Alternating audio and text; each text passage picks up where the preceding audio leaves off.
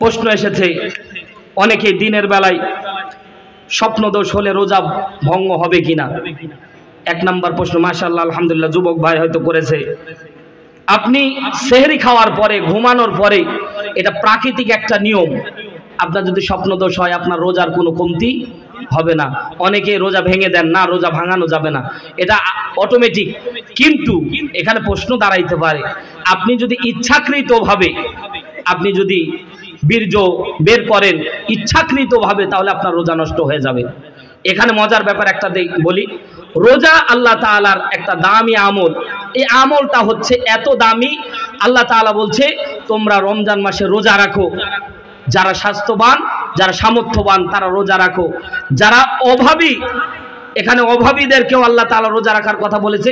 কিন্তু যারা সফরে থাকো, আওয়ালা সাফারিন, যারা সফরে থাকো অথবা যারা অসুস্থতায় ভোগো, অসুস্থতায় যারা চূড়ান্ত অসুস্থতায় ভোগে, আল্লাহ তাদেরকে রুখসত দিয়েছে। জোরে বলেন সুবহানাল্লাহ। তাহলে একটা জিনিস মনে রাখেন, রোজার জন্য 1 নাম্বার কাফফারা, 1 নাম্বার কাজা, 1 নাম্বার কাজা, 2 নাম্বার কাফফারা, 3 নাম্বার ফিদিয়া। 3টা জিনিস বুঝেন। কাজা হলো আপনি সফরে আছেন, সফরে থাকলে আপনি ইচ্ছা করলে রোজা রাখতে পারেন, ইচ্ছা করলে ভেঙে দিতে পারেন, আপনার এটা ইখতিয়ার আছে। ভেঙে দিয়েছেন, জয়টা রোজা ভাঙবেন, পরবর্তী কাজা আদায় করবেন। মা বোনদের মাসিক সমস্যা হয়েছে, জয় দিন সমস্যা থাকবে, তয় দিন তারা রোজা কাজা পরবর্তী আদায় করবে। আলহামদুলিল্লাহ বলে, এটা হচ্ছে কাজা। অসুস্থ আছেন, আপনি পরবর্তী সুস্থ হওয়ার চান্স আছে, আপনি পরবর্তী আদায় করবেন। আপনার উপর আল্লাহ বাধ্যবাধকতা দিচ্ছে না। জোরে বলেন না সুবহানাল্লাহ। এত দামি, আল্লাহ তাআলা দামি একটা আমল দিয়েছে, অথচ আল্লাহ আপনাকে রুখসত দিয়েছে। আর যে আপনি খুব অসুস্থ, মরে যাওয়া ভাব, আল্লাহ বলছে তোমার রোজা রাখার দরকার নাই, পরবর্তী যদি সুস্থ হওয়ার চান্স থাকে তাহলে কাজা আদায় করে নিবা। জয়টা রোজা ভেঙেছে, জয়টা রোজা কাজা হয়েছে, পরবর্তী আদায় করবে, এটা হচ্ছে কাজা। কাফফারা, কাফফারা একটা জিনিসের জন্য হয়, যদি ইচ্ছাকৃত কেউ যদি স্ত্রী সহবাস করেন। রোজা রাখা অবস্থায় স্ত্রী সহবাস করা হারাম। আবারও বলছি, রোজা রাখা অবস্থায় স্ত্রী সহবাস করা হারাম। কেউ যদি ইচ্ছাকৃত স্ত্রী সহবাস করেন তাকে কাফফারা আদায় করতে হবে। কাফফারা আদায় করতে হবে 60টি রোজা, টানা 60টি রোজা রাখতে হবে টানা। একদিন যদি মিস করেন আবার 60 দিন। তাহলে সহজ, কাফফারা সহজ। ইচ্ছাকৃত কেউ যদি রোজা ভেঙে দেয় কাফফারা দিতে হবে। ইচ্ছাকৃত কেউ যদি রোজা ভেঙে দেন, স্ব ইচ্ছায় সজ্ঞানে, যদি আপনার সামর্থ্য থাকার পরেও আপনি রোজা রাখেন নাই, আপনাকে কাফফারা দেওয়া লাগবে। একটা রোজার কাফফারা টানা 60 দিন রোজা। অনেক মুসনাদে আহমদের ভিতরে হাদিস এসেছে, আল্লাহর নবী বলে মরার আগ পর্যন্ত একটা রোজার কাফফারা আদায় করলেও এর সমপরিমাণ হবে না। সুবহানাল্লাহ। তাহলে একটা রোজার দাম কত? টানা 60 দিন রোজা রাখবেন। যদি না পারেন টানা 60 দিন একজন এতিমকে আপনি ভরণ পোষণ দিবেন। 3 নাম্বার ফিদিয়া। আপনি অসুস্থ, আপনার মা অসুস্থ, খুব অসুস্থ, আপনার মায়ের সুস্থতা হওয়ার কোনো চান্স নাই, এরকম মুরব্বী আছে না, এদের জন্য ফিদিয়া দিবেন। ফিদিয়াটা কি? ফিদিয়ার পরিমাণ হলো, আল্লাহ নবী সাল্লাল্লাহু আলাইহি সাল্লাম বলেন যে তুমি একটা এতিম অথবা মিসকিনকে টানা 30 দিন তুমি খাওয়াবা। সুবহানাল্লাহ বলে, এটা ফিদিয়া আদায় হবে, সেও সওয়াবের ভাগীদার হবে। এই যে ব্যক্তির জন্য ফিদিয়া দেওয়া হচ্ছে সেও সমপরিমাণ সওয়াব পাবে, কারো ঘাটতি হবে। রোজা এমন একটা আমল, আপনি যদি কাউকে একটু পানি পান করা ইফতার করেন, পূর্ণ রোজার সওয়াব আল্লাহ আপনার আমলনামায় দিয়ে দিবে। অথচ যে রোজা রেখেছে তার কোনো সওয়াবে ঘাটতি, এ পুরো মাসটাই আল্লাহ সওয়াব দিয়ে ভরে রেখেছে। জোরে বলেন সুবহানাল্লাহ। তাহলে স্বপ্নদোষ হলে রোজা ভাঙবে। 2 নাম্বার প্রশ্ন করেছেন, এক মাসিক হওয়ার পরেও রোজা রাখা যাবে, রোজা রাখলে কি গুনাহ হবে? অনেক মা এই কাজটা করেন। তো এটা ওলামা একরাম মতভেদ দিয়েছে। আল্লাহ তাআলা আপনাকে রুখসত দিয়েছে, এটা হচ্ছে প্রাকৃতিক, এটা আল্লাহ প্রদত্ত, ঠিক না? মানুষের কোনো হাত নাই। যেটা সমস্যা, মাসিক সমস্যা, এটা আল্লাহর পক্ষ থেকে নির্ধারিত।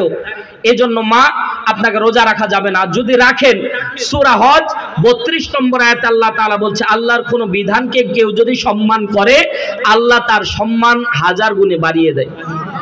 কেউ যদি সম্মান দিয়ে যে মানুষের রোজাদার মানুষের সামনে খাবো, কেমনটা লাগতেছে, তো আমি রোজা রাখবো, তো রোজা রাখলে আপনি গুনাহগার হবেন না, তবে এই জায়গায় রাসূল সাল্লাল্লাহু আলাইহি সাল্লামের একটা হাদিস, আপনি কোনো সওয়াব পাবেন না। হযরতে মাইমুনা রাদিয়াল্লাহু তাআলা আনহা এই জায়গায় হাদিস বর্ণনা করেছে, আল্লাহ নবীকে প্রশ্ন করেছিলেন, ইয়া রাসূলুল্লাহ, আমি যদি সম্মান দেখিয়ে রোজা রাখি তাহলে কি আমি গুনাহগার হব? আল্লাহ নবী বলছেন, গুনাহগার হবা না, কিন্তু সওয়াবও পাবা না। সুবহানাল্লাহ বলেন। এটা আল্লাহ তাআলার বিধানকে যদি আপনি সম্মান দেখান, আল্লাহ তাআলা অন্য দিক দিয়ে আপনার সম্মান বাড়ায় দিবে। প্রশ্ন করেছেন, মাশাআল্লাহ, রমজান মাসে তো শয়তান বাধা থাকে, তাহলে মানুষ পাপ করে কেন? খুব জটিল প্রশ্ন। মাশাআল্লাহ, শয়তান দুই রকমের। শয়তান, জোরে বলেন, শয়তান দুই রকমের। একটা হচ্ছে জিন জাতি শয়তান, আর একটা হচ্ছে ব্যক্তিগত নফসের শয়তান। নফসে আম্মারা যেটা আপনার আমার মাঝে আছে, এটা কিন্তু বাধার কথা হাদিসে বলা হয় নাই, কিন্তু বড় শয়তান, এটা সহিহ হাদিস।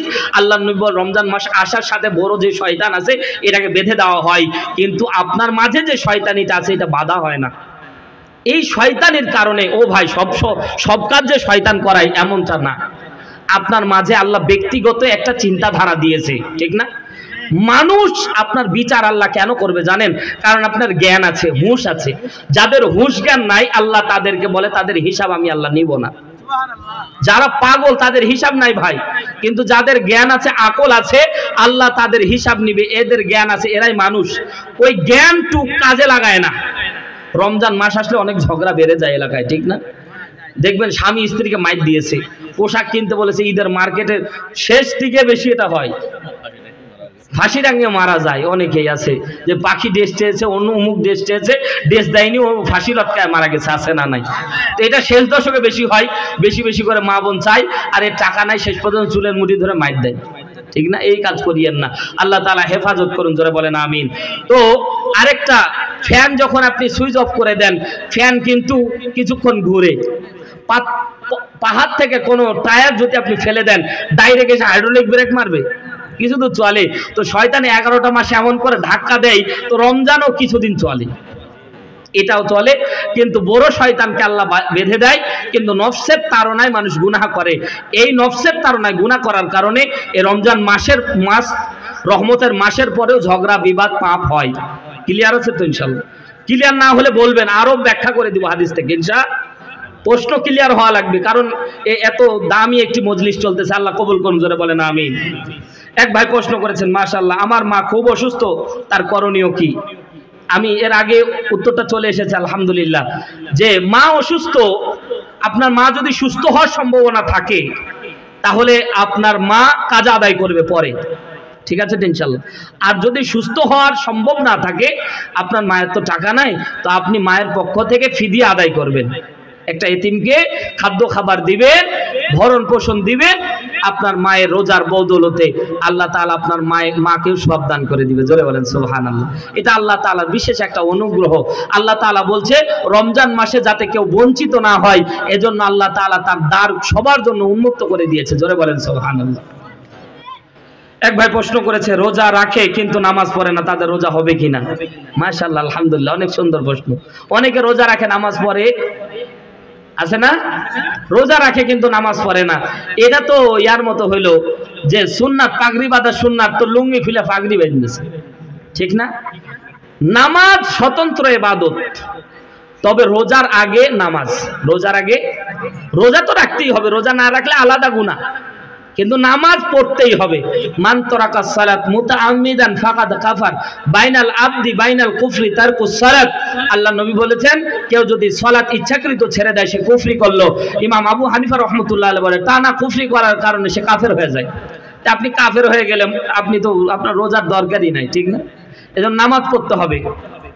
এক ভাই প্রশ্ন করেছেন, রোজা অবস্থায় থুতু গিলে খাওয়া জায়েজ কিনা, খেলে রোজা ভেঙে যাবে কিনা? মাশাআল্লাহ, অনেক সুন্দর প্রশ্ন। শুরুর দিকে এটা আমাদের ছোট বাচ্চা কাচ্চা যারা রোজা রাখে তারা বেশি করে, খালি থুতু ফেলে, থুতুটা ভিতরেগত দিক। এজন্য ইমামগণ এবং মুস্তাহিদগণ এই ব্যাপারে ঐকমত পোষণ করেছে, জমহুর উলামায়ে কেরাম ঐকমত পোষণ করেছে, কেউ যদি থুতু খেয়ে ফেলে এতে তার রোজার কোনো কমতি বা ঘাটতি হবে না, তার রোজা হয়ে যাবে। কেউ যদি ফেলে দেয় এটা তার জন্য উত্তম, কারণ ওই কাশিতে বা থুতুতে অনেক অ্যান্টিভাইরাস থাকে, আপনি যে কাজটা ফেলতেছেন এই কাজটা অ্যান্টিভাইরাস থাকে। এই যে আমার দোস্ত বলেছেন আমার সন্তান অসুস্থ, তার অসুস্থতার পিছনে কারণ হলো তার হাড় ছিদ্র, সে যখন তার ঠান্ডা লাগে তখন কফ বুকের মধ্যে বসে যায়, তখন শ্বাস নিতে পারে না, এটাকে নিউমোনিয়া বলা হয়। তো সন্তানেরা ফেলতে পারে না ওটা, আমরা তো হ্যাকুক হ্যাকুক করে ফেলে দিই বা নাক দিয়ে ঝেড়ে ফেলে দেই, কিন্তু তারা পারে না, এজন্য তাদেরটা বসে যায়। এজন্য এটাতে অনেক জীবাণু আছে, এজন্য স্বাস্থ্যবিজ্ঞান বলে এটা না খাওয়াই উত্তম, ফেলে দেওয়াই উত্তম। তবে থুপ যদি কেউ খায়, থুতু কেউ খায়, তাহলে তার রোজার কিছু হবে না। গুরুত্বপূর্ণ প্রশ্ন কিন্তু, মাশাআল্লাহ আলহামদুলিল্লাহ, ঠিক না? এগুলো জানা অতীব জরুরি। মাশাআল্লাহ, এক মা প্রশ্ন করেছে মাসিক হলে মেয়েদের করণীয় কি, এটার উত্তর চলে এসেছে। আপনি ইচ্ছা করলে এটা আল্লাহ তাআলা পক্ষ থেকে আপনি ছেড়ে দেবেন, পরবর্তীতে আপনি কাজা আদায় করে নেবেন, আল্লাহ তাআলা কবুল করুন। এক ভাই প্রশ্ন করেছেন ইতিকাফে ইতিকাফ নিয়ে বিভ্রান্ত মাসআলার জন্য অনেকে ইতিকাফ করে না। মাশাআল্লাহ, অনেক সুন্দর প্রশ্ন। ইতিকাফ এটা দামি আমল, সুবহানাল্লাহ জোরে বলেন। আমাদের মহল্লাগুলিতে তো ইতিকাফের লোক পাওয়া যায় না, পরে টাকা দিয়ে রাখার লাগে, ঠিক না? অথচ ইতিকাফ আল্লাহর নবী সাল্লাল্লাহু আলাইহি সাল্লামের আম্মা জান আয়েশা সিদ্দিকা রাদিয়াল্লাহু তাআলা আনহা বর্ণনা করছে, আমার দেখা অবস্থায় আমি কোনোদিন রাসূল সাল্লাল্লাহু আলাইহি সাল্লামকে শেষ রমাদানের 10 দিন আমি বাড়িতে থাকতে দেখিনি। আল্লাহর নবী প্রত্যেক রমজানে ইতিকাফ থাকতেন, সুবহানাল্লাহ। 10 দিন ইতিকাফ থাকলে আল্লাহর নবী সাল্লাল্লাহু আলাইহি সাল্লাম বলছে, কেউ যদি আল্লাহর জন্য ইতিকাফ থাকে আল্লাহ তাআলা তার তামাম গুনাহ মাফ করে দেয়, তাকে মাসুম বানায় দেয়। জোরে বলেন সুবহানাল্লাহ। ইতিকাফ অনেক দামি আমল, টাকা দিয়ে ইতিকাফ থাকা লাগবে। এই অনেকেই মাসালার জন্য, অনেকেই আমরা ইখতিলাফের জন্য অনেকে ইতিকাফ থাকি না, কিন্তু ইতিকাফ থাকা যাদের সুযোগ আছে, কাজ কামের ব্যস্ততা নাই, তারা আমরা নির্দ্বিধায় ইতিকাফ থাকবো ইনশাআল্লাহ। এটা নিজের জন্য কল্যাণকর, কারণ আল্লাহ নবী সাল্লাল্লাহু আলাইহি সাল্লাম বলেছেন 3টা আমল সরাসরি আল্লাহ তাআলার কাছে পাওয়া যায়। 3টা আমল করা মাত্রই আল্লাহ তাআলা অন্তরে প্রশান্তি দান করে। 1 নাম্বার, কেউ যদি দিল খুলে সিজদা দিতে পারে তাৎক্ষণিক প্রশান্তি আল্লাহ অন্তরে দান করে। 2 নম্বরে, কেউ যদি ইতিকাফ থাকে আল্লাহ তাআলা ইতিকাফকারীকে ডাইরেক্ট আল্লাহ তাআলা নিজ পক্ষ থেকে সাকিনা, আল্লাহ তাআলা অনুগ্রহ তার অন্তরে দান করে। জোরে বলেন সুবহানাল্লাহ। এটা যারা ইতিকাফ করে তারাই বুঝে, আর যারা টাকার জন্য ইতিকাফ আদায় করে এরা বুঝবে না, ঠিক না? নিজের থেকে ইতিকাফ রাখা লাগবে। 3 নাম্বার, আরাফার ময়দানে কেউ যদি দোয়া করে থাকেন যোহর থেকে মাগরিব পর্যন্ত, আরাফাত দোয়া করতে দেরি হয়, অন্তরে প্রশান্তি পেতে দেরি হয় না। সুবহানাল্লাহ জোরে বলেন। এই 3টা জায়গায় তাড়াতাড়ি পাওয়া যায়, এজন্য ইতিকাফ আমরা থাকবো ইনশাআল্লাহ। প্রশ্ন করেছেন ইচ্ছাকৃতভাবে রোজা ভাঙলে তার কাফফারা কি, ফিদিয়া কাফফারা? হ্যাঁ, এটা উত্তর হয়ে গেছে। অসুস্থ থাকলে করণীয়, উত্তর হয়ে গেছে, ঠিক না? এক ভাই প্রশ্ন করেছেন মাশাআল্লাহ, দ্রব্য মূল্য রমজান মাস আসলে দ্রব্য মূল্যের দাম বাড়ায় দেওয়া হয়, আপনার মতামত কি? আমার মতামত কি? সবার মতামত এক। পৃথিবীর সব রাষ্ট্রের মধ্যে পশ্চিমা রাষ্ট্রের দিকে তাকায় দেখেন, রমজান মাস আসলে তারা পণ্য দ্রব্য শিথিল করে দেয় যাতে মানুষ কিনতে পারে। আর আমার দেশের কিছু পুঁজিবাদ আছে, এরা রমজান মাসের আগের 15 দিন পর্যন্ত তারা মজুদ করে দাম বাড়ায় দেওয়ার জন্য। মূল এই যে চালের দাম, খেজুরের দাম, ছোলার দাম, ডাইলের দাম, এগুলো মোটামুটি কায়দা ঊর্ধ্বগতিতে বাড়ায় দেয়, অথচ অন্যান্য রাষ্ট্রে সওয়াব পাওয়ার নিয়তে তারা দাম কমায় দেয় যাতে করে রোজাদাররা পরিতৃপ্তি সহকারে খেতে পারে। সুবহানাল্লাহ বলে। তাহলে যারা ওই যে টুপি মাথায় দিয়ে হাজী সাহেব হয়ে দাম বাড়ায় দেয়, এরা হচ্ছে পাকা শয়তান। কথা জোরে বলেন, ঠিক কি না? এজন্য পণ্য দ্রব্যের দাম যে যত পারবেন শিথিল করে দিবেন। যতটুক লাভ না করলে আপনার পরিবার চলবে না, অতটুক নিয়ে আপনি সেল করে দিবেন। এতে একদিক দিয়ে আপনি সমাজের উপকার করতেছেন, আরেক দিয়ে রবের কাছে আপনি একটা সওয়াবের ভাগীদারি হচ্ছেন। সুবহানাল্লাহ বল। আপনি নিজের অজান্তে অনেক সওয়াব পাচ্ছেন, কারণ একটা গরিব ব্যক্তি যখন গরুর মাংস 700 টাকার জায়গায় 300 টাকা পাবে, সে 1 কেজি কিনে খাবে, তৃপ্তি সহকারে যখন খাবে একটু দোয়া করবে, ঠিক না? ওই দোয়াটা অটোমেটিক আল্লাহর কাছে কবুল হবে। আল্লাহ তাআলা কবুল করুন, বলেন আমিন। এক ভাই প্রশ্ন করেছেন তারাবির নামাজ না পড়লে রোজা কোনো ক্ষতি হবে কি না? মাশাআল্লাহ, খুব জটিল প্রশ্ন। তারাবির সাথে রোজার সম্পর্ক নাই। আবার বলছি, তারাবির সাথে রোজার কোনো সম্পর্ক নেই। তারাবি পড়তে হবে আল্লাহ তাআলা বেশি সওয়াব দেওয়ার জন্য আল্লাহ তাআলা তারাবির ব্যবস্থা করেছেন। মান কামা রমাদান ঈমানান ওয়া ইহতিসাবান গুফিরা লাহু মা তাকাদ্দামা মিন যানবি। এখানে মান কামা দ্বারা তারাবির নামাজ বোঝানো হয়েছে। আল্লাহর নবী বলেন কেউ যদি ইহতিসাবের সহিত কেউ যদি রমজান মাসে তারাবির সালাত আদায় করতে পারে আল্লাহ তাআলা তার জিন্দেগীর গুনাহ মাফ করে দেয়। আর এটা এত পরিমাণে সওয়াব, কারণ নফল আদায় করলে ফরজের সওয়াব, ঠিক না? এই যে আপনি সুন্নাত আদায় করতেছেন, তারাবির নামাজ কি ফরজ না সুন্নাত? তারাবির নামাজ ইখতিলাফ আছে, 8 রাকাত 20 রাকাত 22 রাকাত 32 রাকাত মারামারি করেন, যে যতটুকু পারবেন আদায় করবেন। ইখতিলাফ নিয়ে মারামারি করে কোনো লাভ। আল্লাহ নবী সাল্লাল্লাহু আলাইহি সাল্লাম 8 রাকাত পড়েছেন, সাহাবা একরামের জামানায় সাবেত হয়েছে 20 রাকাতের। এই ব্যাপারে মতভেদ করা এটা হচ্ছে মুনাফিকের লক্ষণ, ঠিক না? যে যতটুকু পারবেন ধীর স্থির ভাবে আদায় করবেন। তারাবি মানে তাড়াতাড়ি, ঠিক না? আমরা মনে করি তারাবি মানে তাড়াতাড়ি, তাড়াতাড়ি ঠেকাইতে পারলে মনে হয় জীবন বাঁচে, কিন্তু না, তারাবি শব্দের অর্থই হচ্ছে বিশ্রাম নেওয়া। তারাবি মানে কি? ধীর স্থির ভাবে নামাজ আদায় করা, প্রশান্তি চিত্তে আদায় করা। খতম তারাবি পড়াই এমন যে ওয়ালাদ দোয়াল্লিনের আগে কিছু ধরতে পারে না, আপনি ধরার ক্ষমতা আছে। আলহামদুলিল্লাহি রাব্বিল আলামিন রহমানির রহিম মালিকি ইয়াউমিদ্দিন ইয়্যাকা না'বুদু ওয়া ইয়্যাকা নাস্তাঈন ইহদিনাস সিরাতাল মুস্তাকিম সিরাতাল লাযীনা আন'আমতা আলাইহিম গায়রিল মাগদুবি আলাইহিম ওয়ালাদ-দাল্লিন। এই দাল্লিনের টানটা খালি শুনতে পায়, তাও তো আমারটা বুঝতে পারছেন, তাও তো আমারটা প্রত্যেকটা শব্দ বুঝতে পারছেন, কিন্তু তাদেরটা আরো পারবেন না। 4G গতিতে, এখন তো ভাই 4G চলতেছে, কিন্তু তারা 8G গতিতে তেলাওয়াত করে। এটা এটা এটা এটা থেকে বের হয়ে আসতে হবে, তার তিল সহকারে কোরআন তেলাওয়াত করতে হবে। আর তার তিল সহকারে যদি কেউ খতম তারাবি পড়ায়, মুসল্লি একটাও পাবে না। আলহামদুলিল্লাহি রাব্বিল আলামিন আর রহমানির রহিম মালিকি ইয়াউমিদ্দিন ইয়্যাকা না'বুদু ওয়া ইয়্যাকা নাস্তাঈন ইহদিনাস সিরাতাল মুস্তাকিম সিরাতাল লাযীনা আন'আমতা আলাইহিম গায়রিল মাগদুবি আলাইহিম ওয়ালাদ-দাল্লিন। এই তেলাওয়াত এইরকম মাধুর্য দিয়ে তেলাওয়াত হাফেজদেরকে অনুরোধ করব যে অন্তত ভুল পড়া যাবে না। এমন হদরে তেলাওয়াত করে যে বোঝাও যায় না, আর এমন স্পিরিটে সেজদা দেয়, রুকু করে, বয়স্ক মানুষ চান্সই পায় না। 1 রাকাতের জায়গায় ও 1 রাকাত সিজদায় আছে, এইদিকে সালাম ফিরায় দেয়, কথা কয় না কেন? আমি এক জায়গায় নামাজ পড়তে গেলাম ভাই, কারণ এই মাহফিলের জগতে আসার পরে এই মাহফিলের ঠেলায় ভাই তারাবিও ধরতে পারি না। আমার 2 জায়গায় তারাবি ঠিক হয়েছে, পরে মাহফিলের দাওয়াত আসাতে বললাম যে তারাবি আমি মোটামুটি পড়াইতে পারতেছি না, এবার মাহফিল করা লাগবে। তো আমি এক জায়গায় তারাবি পড়তে গেলাম, তো ভাই রুকুতে যায় আমি গেছি আর দেখতেছি ও উঠে গেছে। এরকম হয় না মনে হয় আপনাদের এলাকায়? আমি অনুরোধ করে বলবো, পায়ে হাত দিয়ে বলবো, আপনি 8 রাকাত পড়েন, ধীর স্থির পড়েন, 20 রাকাত পড়েন, ধীর স্থির পড়েন, রব খুশি হয়ে যাবে। কারণ রবের জন্যই আমরা নামাজ পড়তেছি, ঠিক না বে ঠিক? মা বোনদেরকে বলবো, ও মা বোনেরা একটু ধীর স্থির ভাবে নামাজগুলি আদায় করবেন, আল্লাহ কবুল করুন, জোরে বলেন আমিন। এক ভাই প্রশ্ন করেছেন, সেহরি না খেয়ে রোজা হবে কি? অনিচ্ছাকৃতভাবে হ্যাঁ, রোজা হয়ে যাবে, কিন্তু কষ্ট হবে, এজন্য সেহরি খাও সুন্নাত। আল্লাহ নবী সাল্লাল্লাহু আলাইহি সাল্লাম বলেছে তোমরা সেহরি খাও যাতে তোমাদের শরীর সুস্থ থাকে, কারণ আপনি যদি টানা না খেয়ে থাকেন অসুস্থ হয়ে যাবেন। এজন্য আল্লাহ তাআলা সেহরির ব্যবস্থা করেছে, জোরে বলেন না সুবহানাল্লাহ। সেহরি না খেলে রোজা হয়ে যাবে, কিন্তু কষ্ট হবে, এজন্য রাসূল সাল্লাল্লাহু আলাইহি সাল্লাম সেহরি খেতে বলেছে, এটা সুন্নাত। এক ভাই প্রশ্ন করেছেন, রোজা রেখে টিভি দেখা যাবে কিনা? আরে সর্বনাশ! একটা জিনিস মাথায় রাখেন, রোজার আগে যেটা আপনার জন্য জায়েজ, রোজাতেও সেটা জায়েজ, ঠিক আছে তো ইনশাআল্লাহ? এমন কিছু দেখবেন না যাতে আপনার ঈমান আমল সব চলে যায়।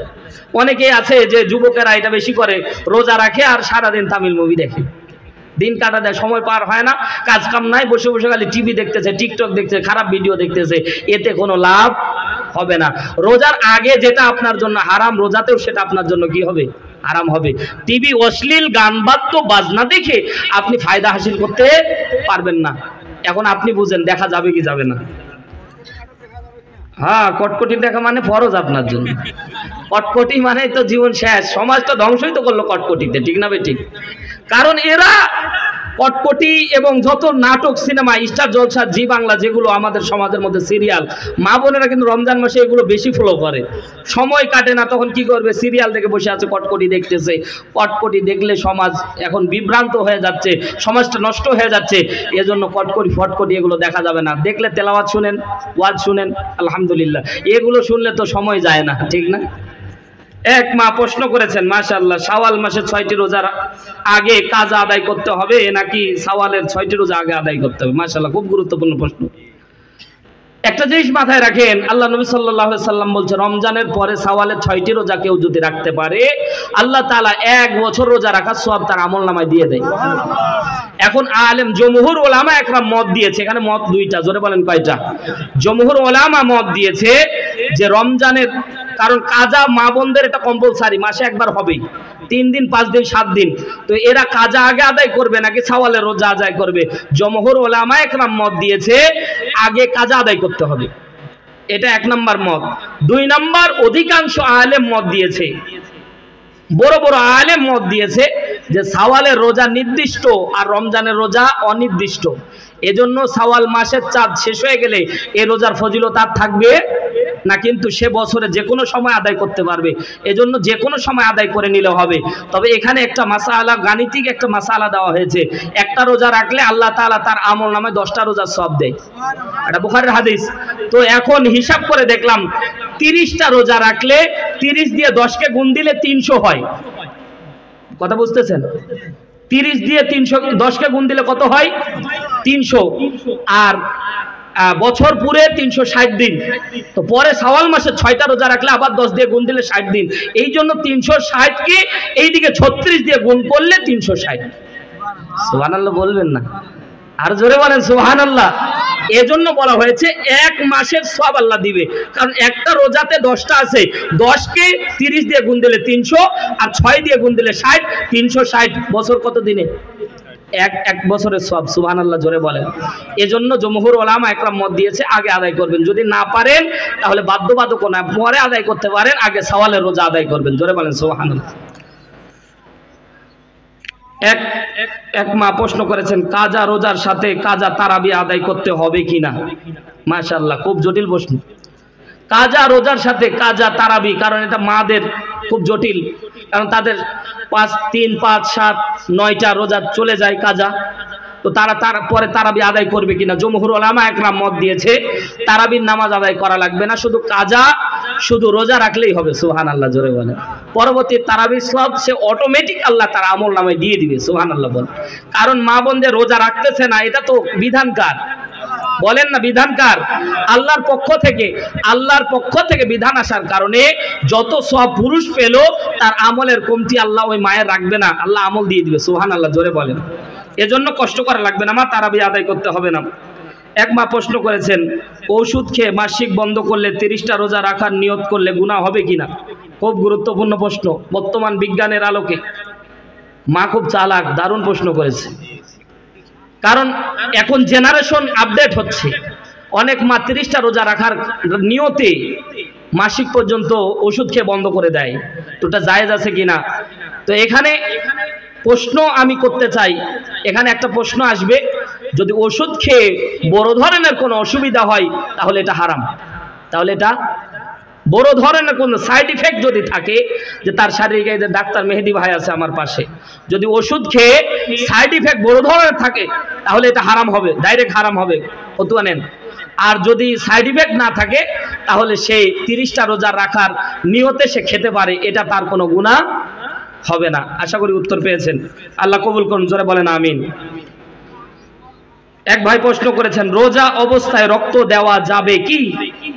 মাশাআল্লাহ, খুব গুরুত্বপূর্ণ প্রশ্ন। রোজা থাকা অবস্থায় আপনি রক্ত দিতে পারেন, এতে আপনার রোজা ভঙ্গ হবে না। রক্তদান এটা অনেক বেশি ভালো কাজ। আপনার 120 দিন পর অটোমেটিক আপনার যে রক্ত এটা নষ্ট হয়ে আবার নতুন রিসাইকেল রক্ত আল্লাহ তাআলা আপনাকে দেয়। সুবহানাল্লাহ বলেন। এজন্য কেউ 120 দিন পর পর রক্ত দিবেন, আগে দিয়েন না আবার। কারণ আমি আগে খুব আবেগী ছিলাম, কেউ ফোন দিলেই ও পজিটিভ, আমি দৌড়ায় যেতাম রক্ত দিতে। তো মাসে 2 বার 1 বার রক্ত দিয়েছিলাম, টানা 3 বার এরকম 2 মাসে করে দিতাম। আমার রক্তের অ্যান্টিবডি নষ্ট হয়ে গেছিল। আমি অনেক দিন হাসপাতালে ছিলাম এবং ঢাকাতে অনেক দিন আমি মৃত্যুসজ্জায় পাঞ্জা পর্যন্ত লড়েছিলাম। আমার অ্যান্টিবায়োটিক পরে আমার রক্তের অ্যান্টিবডি তৈরি করতে অনেক টাকা খরচ হয়েছিল আমার। পরবর্তী ডাক্তার বলেছিল যে আপনি অতিরিক্ত রক্ত দেওয়ার ফলে আপনার অ্যান্টিবডিগুলো নষ্ট হয়ে গেছে, আপনি রক্ত তৈরি করতে পারতেছেন আজরাম যেগুলো আল্লাহ তাআলা দিয়েছে। এজন্য 120 দিনের আগে কেউ আবেগ দিয়ে রক্ত দিবেন না। 120 দিন হয়ে গেলে আপনি পরবর্তীতে আপনি রক্ত দিবেন। এটা খুব দামি একটা আমল, কারণ এই রক্ত দেওয়ার ফলে আপনার যে ব্যক্তি রক্ত পেল ও যত আমল করবে আপনি একটা হিস্সা সওয়াব পাবেন। সুবহানাল্লাহ বলেন। এক ভাই প্রশ্ন করেছে, অসুস্থতার প্রয়োজনে স্যালাইন ইনজেকশন নেওয়া যাবে কি? মাশাআল্লাহ, অনেক গুরুত্বপূর্ণ প্রশ্ন। স্যালাইন যদি যেটা ভিতরে নেওয়া হয় ওটা নেওয়া যাবে না, কিন্তু ইনজেকশন নেওয়া যাবে। ইনজেকশন পুশ করা হয়, কিন্তু ইনজেকশন দুই ধরনের, যেটা রগে পুশ করা হয়, যেটা রক্তের সাথে মিশে যাবে, এটা জায়েজ না। মাংসে যেটা মারা হবে সেটা জায়েজ আছে, মাংসে যেটা মারা হবে সেটা জায়েজ আছে। অক্সিজেন নিতে পারবেন আপনি, অক্সিজেনের সাথে খাদ্যনালীর কোনো সম্পর্ক নেই। ইনজেকশন দুই প্রকার, যেটা রক্তনালীতে মারবে ওটা জায়েজ নাই, ওটা হলে আপনার রোজা ভেঙে যাবে। আর যেটা আপনার মাংসে মারবে সেটা জায়েজ আছে। একজন বিশাল প্রশ্ন করেছে, আসসালামু আলাইকুম হুজুর, আমি একজন ছেলে, বয়স 16+, ক্লাস 10-10 পড়ি, আমি বিয়ে করতে চাচ্ছি।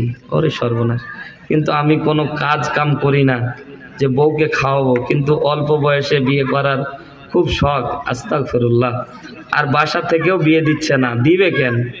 তাহলে এখন আমার করণীয় কি? তুমি রোজা রাখবা, ঠিক না? যেহেতু তোমার বেশি অতিরিক্ত রোজা রাখলে আল্লাহ তাআলা রোজার দ্বারা মানুষকে সংযমী বানায়। সুবহানাল্লাহ বলেন। কারণ তুমি টেনে পড়ো। একটা জিনিস মাথায় রাখবেন, এখানে যে প্রশ্ন করেছে তাকে আমি ধন্যবাদ দিচ্ছি, কিন্তু আপনার ছেলে উপযুক্ত হলেই বিয়ে দিতে হবে, ঠিক আছে তো? ইনশাল্লাহ ছেলে মেয়ে উপযুক্ত হলেই বিয়ে দিতে হবে। অনেকেই ইনকাম করেন না, কিন্তু তুমি টেনে পড়তেছো, বাবা তোমার এখনো বিয়ে হয়নি, বয়স হয়নি বাবা, তুমি বললে এটা আবেগ দিয়ে বলতেছো। বউ আসলে যখন দুইটা কানের উপর দিবে তখন বুঝতে পারবে। কারণ যারা বিয়ে করেছে তারা বুঝে যে বউয়ের যন্ত্রণা কি, ঠিক না? এটা আবেগ দিয়ে বলতেছো, কিন্তু তোমার এখনো বয়স হয়নি, ম্যাচিউরড হওনি, তুমি আবেগ দিয়ে। কারণ যৌবন আসলেই প্রথমে এক ধরনের ধাক্কা দেয়, এটা তোমাকে দিচ্ছে এখন, এজন্য এই আবেগে পড়া যাবে না। আর মা বাবার করণীয় হলো, মা বাবার করণীয় সন্তান ম্যাচিউরড হলে পুরুষ এবং নারী, ছেলে এবং মেয়ে বিয়ে দিয়ে দিতে হবে। না হলে ম্যাচিউরড হওয়ার পরে আপনার মেয়ে ছেলে বিবাহ দেওয়ার বয়স হওয়ার পরেও আপনি বিয়ে দিচ্ছেন না, সে ইনকাম করতে পারবে না বলে সে যতগুলি গুনাহ করবে আপনি ভাগী হতে হবে। অনেক বর্তমান সময়ে ভাই এটা আমি দেখেছি, বিয়ে করতে গেলে এখন মেয়ে পাওয়া যাচ্ছে না, বয়সী বেলে হচ্ছে না। বিশ্ববিদ্যালয় পরে অনার্স মাস্টার শেষ, ওর বেলে বয়স হয় নাই, ও ঠিকই চিপায় যায় ধরা পড়তেছে, কথা কয় না কেন? ও ধরা পড়তেছে তখন ওর বয়স হচ্ছে নাকি বলেন? শুনতে খারাপ লাগতেছে। কারণ আমি যখন বিয়ের জন্য যখন আমি বাড়িতে বললাম, আমিও ছাত্র অবস্থায় বিয়ে করেছি আলহামদুলিল্লাহ, আমি সেকেন্ড ইয়ারে থাকতে বিয়ে করেছি আলহামদুলিল্লাহ, বলবেন না? তা আল্লাহ তাআলা সূরা বাকারার 222 নম্বর আয়াতে আল্লাহ তাআলা স্পষ্টভাবে বলছে, সূরা নূরের 32 নম্বর আয়াতে আল্লাহ তাআলা বলছে, তোমরা অভাবের তাড়নায় বিয়ে করো না, বিয়ে করো আমি অভাব দূর করে দেব। আল্লাহ নবীর কাছে একজন সাহাবী আসলেন, বললেন ইয়া রাসূলুল্লাহ আমার অভাব দূর হচ্ছে না। আল্লাহ নবী বললেন একটা বিয়ে করো। কিছুদিন পর আবার আসলেন, ইয়া রাসূলুল্লাহ আমার অভাব তো দূর হচ্ছে না। আল্লাহ নবী বললেন আরেকটা বিয়ে করো। দুইটা বিয়ে করলো। কিছুদিন পর আবার আসলো, ইয়া রাসূলুল্লাহ আমার অভাব তো দূর হচ্ছে না। আল্লাহ নবী বললেন আরেকটা বিয়ে করো। আবার কিছুদিন পর আসলো, আল্লাহ নবী বলছে আরেকটা বিয়ে করো। 4টা বিয়ে করেছে। এবার এসে আল্লাহ নবীকে বলছেন ইয়া রাসূলুল্লাহ আমার অভাব তো দূর হচ্ছে না। আল্লাহ নবী মৃদু হেসে ধমক দিয়ে বলে, 4টা বউ চালাও, আবার অভাব আছে? সুবহানাল্লাহ বলবেন না? আমাদের সমাজের ভিতর একটা আপনাদের মাসালা এখানে বলি, কোরআনের ভিতর সূরা নিসা 3 নম্বর আয়াত, কথার পিছনে দলিল আছে। আল্লাহ তাআলা বিয়ের ব্যাপারে বললেন মাসনা ওয়া সুলাসা ওয়া রুবা ফাইন খিফতুম আল্লা তা'দিলু ফাওয়াহিদা। সুবহানাল্লাহ, জোরে বলেন। আল্লাহ বিয়ের ক্ষেত্রে বললেন 2 2 3 3 4 4। সুবহানাল্লাহ বলবেন না? আল্লাহ বললেন 2টা করো, 3টা করো, 4টা করো। মা বোন মনে মনে গালি দিচ্ছে আর বলছে হুজুরে এতক্ষণ ঠিক ছিল রে, হুজুরে মাইর দাও। 2টা বিয়ের জন্য উৎসাহিত করতেছে। ও মা, আপনার ওয়াজি সামনে আছে, আল্লাহ বলছেন যে 2টা করো কল্যাণ আছে, 3টা করো কল্যাণ আছে, 4টা করো কল্যাণ আছে। আল্লাহ বলছে ফাইন খিফতুম আল্লাহ তাদিলু ফাওয়াহিদা, যদি ন্যায় প্রতিষ্ঠা করতে না পারো, যদি তাদের মাঝে সমতা প্রতিষ্ঠান করতে না পারো, তাদের মাঝে ইনসাফ প্রতিষ্ঠা করতে না পারো, তাহলে যদি দুর্বল হও ফাওয়াহিদা, একটা নিয়েই থাকো। আল্লাহ তাআলা দেখেন কি সুন্দর বিধান দিচ্ছে। দুইটা যদি বিয়ে করেন, দুইটাকেই দেখতে হবে। ও বিয়ে করার পরে ছোট্ট টুনটুনি এনে থাকবেন আর বড়টা ঘুরে বেড়াবে, হয় না? বিয়ে করার পরে, একটা বিয়ে করার পরে বউয়ের হাত দিকে তাকায় না। এজন্য তো মা বোন বলছে জীবন দিব কিন্তু দ্বিতীয় বউ আনতে দিব না, কথা কয় না কেন? কিন্তু মধ্যপ্রাচ্যের দিকে তাকান। আমার মাদানী, আমার মদিনা বিশ্ববিদ্যালয়ে আমার চান্স হয়ে গিয়েছিল 80%, 20%-এর জন্য যাইতে পারিনি, কপাল ছিল না। লটারি হয়, চূড়ান্ত পর্যায়ে বাছাইয়ের লটারি হয়, লটারিতে আমার নাম উঠে না খালি। সব দিক দিয়ে আমি ফিট হয়ে গেছি, যাইনি। তো আমার এক বন্ধু গেছে, তো বন্ধু একটা বিয়ে করছে। তো বন্ধুকে সৌদিয়ান এক বন্ধু জিজ্ঞাসা করতেছে, বন্ধু তুমি বিয়ে করছো কয়টা? কয় একটা। তুমি দুর্বল? আচ্ছা, তারা মনে করে একটা বিয়ে মানে দুর্বল। তো কচ্ছে তুমি কয়টা? কচ্ছে 4টা করছি। 4টা নিয়ে আসো। 4টাই খুশি, সুবহানাল্লাহ জোরে বল। তো তারা এই টার্গেট লাইন মারতেছে রে, এই কঠিন টার্গেটের মানুষ। এই আল্লাহর বান্দারা রাগ করতেছেন তো তারা বুঝাচ্ছে যে ন্যায় প্রতিষ্ঠা করলে দুইটা হলে তাদেরই উপকার, কারণ কাজ ভাগ করে নিবে দুইজন। কিন্তু ভাই সতীন যখন আসে তখন ঘরের মধ্যে শান্তি থাকে না। এই জন্য মা বোন আমাদের সমাজের ভিতরে দ্বিতীয় বিয়ে করতে দেয়, এটা আমাদের দোষ, আমরা ন্যায় প্রতিষ্ঠা করতে পারি না। আল্লাহ বুঝার উপলব্ধি করার তৌফিক দান করুন। যে ছোট্ট ভাই এ প্রশ্ন করেছো তাকে বলবো যে তুমি পারলে রোজা রাখবা, আর না হলে তুমি সময় নাও, চাকরি বাকরি হলে আল্লাহ তাআলা তোমাকে কবুল করুন। তো মাশাআল্লাহ আলহামদুলিল্লাহ, অনেকগুলি প্রশ্ন আমরা যেগুলো করেছেন এগুলি উত্তর দেওয়ার চেষ্টা করেছি। এর মাঝে আপনারা অনেক কিছু জানতে পেরেছেন, ঠিক না? অনেক মাসআলা হয়ে গেছে মোটামুটি, আলহামদুলিল্লাহ।